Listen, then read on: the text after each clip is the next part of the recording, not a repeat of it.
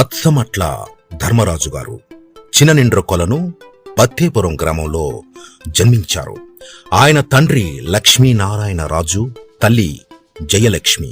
కుటుంబ నేపథ్యం అయిన వ్యవసాయ కుటుంబం నుండి వచ్చి ఆక్వా రంగంలో చేపల వ్యాపారం, చేపల సాగు, చేపల ఎగుమతి మరియు ఐస్ ఇండస్ట్రీస్, రియల్ ఎస్టేట్ రంగాల్లో వ్యాపారం కొనసాగిస్తున్నారు.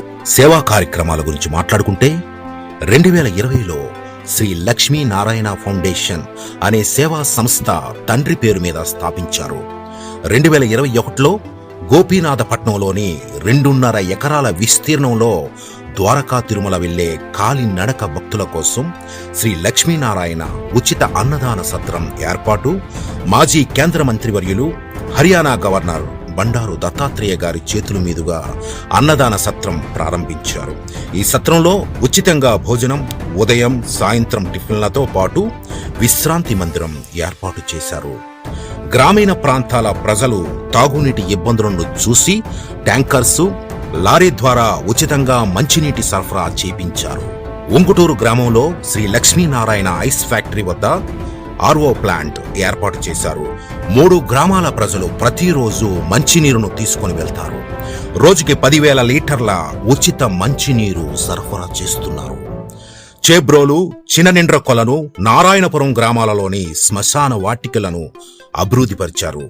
చిననిండ్రకొలను హైస్కూల్ గ్రౌండును, 9 ఎకరాల స్థలాన్ని 40 లక్షల సొంత నిధులతో పూడిక చేపట్టారు. చాలా గ్రామాల్లో దేవాలయాల నిర్మాణాలకు ఆర్థిక చేయూతను అందజేశారు. ఇలా చెప్పుకుంటూ పోతే ఆయన చేసిన సేవా కార్యక్రమాలు ఎన్నో. పేరుకు తగ్గట్లే ఆయన సేవా కార్యక్రమాల్లో కూడా ధర్మరాజునే.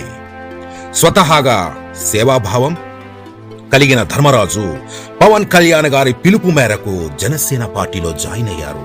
అప్పటి నుండి పార్టీ ఆదేశించిన అన్ని కార్యక్రమాలను దిగ్విజయంగా నిర్వహించారు. పార్టీ క్రియాశీల సభ్యులను జాయిన్ చేయడంలో జిల్లాలోనే ప్రథమ స్థానంలో, రాష్ట్రంలో 5వ స్థానం పొందేటట్లు ఒంగుటూరు నియోజకవర్గాన్ని తీర్చిదిద్దారు. నియోజకవర్గాలలో అన్ని గ్రామాలలో బూత్ కమిటీలు, గ్రామ కమిటీలు, మండల కమిటీలు ఏర్పాటు చేశారు. మారుమూల ప్రాంతాలలో జనసేన పార్టీ అభివృద్ధిని కృషి చేశారు. రాష్ట్రంలో పార్టీ పిలుపునిచ్చిన అని బహిరంగ సభలకు ఉంగుటూరు నియోజకవర్గం నుండి వీర మహిళలు, జన సైనికులను, కార్యకర్తలను తీసుకువెళ్లి ఎటువంటి ఇబ్బంది లేకుండా సభలను విజయవంతం చేయడానికి విశేషంగా కృషి చేశారు. 2024 సార్వత్రిక ఎన్నికల్లో గౌరవ జనసేన పార్టీ అధ్యక్షులు శ్రీ పవన్ కళ్యాణ్ గారు, గౌరవ ప్రధాని నరేంద్ర మోదీ గారు, రాష్ట్ర మాజీ ముఖ్యమంత్రి, తెలుగుదేశం పార్టీ జాతీయ అధ్యక్షులు శ్రీ నారా చంద్రబాబు నాయుడు గారి ఆశీస్సులతో ఉంగుటూరు నియోజకవర్గం నుండి జనసేన పార్టీ తరపున 3 పార్టీల ఉమ్మడి అభ్యర్థిగా పోటీలో నిలిచారు. పక్షపాతం లేని ప్రజా సేవకుడు, ప్రజల విశ్వాసం పొందిన మహారాజు.